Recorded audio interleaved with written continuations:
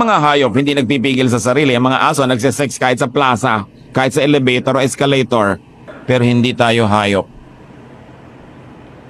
Tao tayo. Bakit mahal na mahal ng tao ang kanyang anak?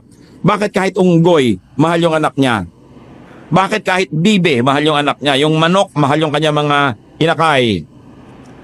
Nagpasya ba yung manok na mamahalin niya yung inakay?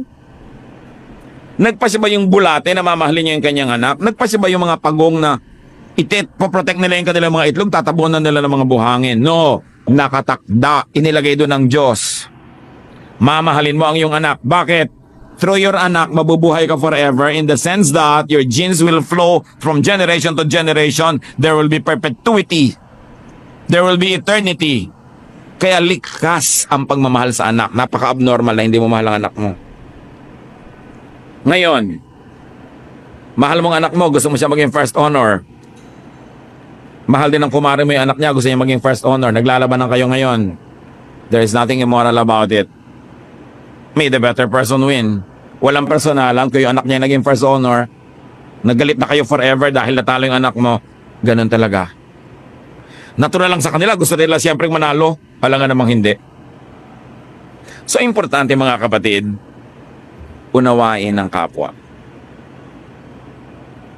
But above the genes, above body chemistry and electricity, is the Spirit of God that should prevail. Dahil may inilagay ang Diyos sa tao na wala sa mga hayop, ang kanyang espiritu. So hindi mo excuse yan para maging asal hayop. Kasi hindi ka lang lupa, ikaw din ay espiritu. Because God breathed His Spirit into dust and humans were formed. Pag nagkakaroon tayo ng pagtatalo, magpapakahayop ba ako, magpapakatao, kailangan ba bang pag-isipan yun? May choice tayo. Piliin natin magpakatao. Magpapakahamak ba ako o magpapakadakila? Piliin natin maging dakila.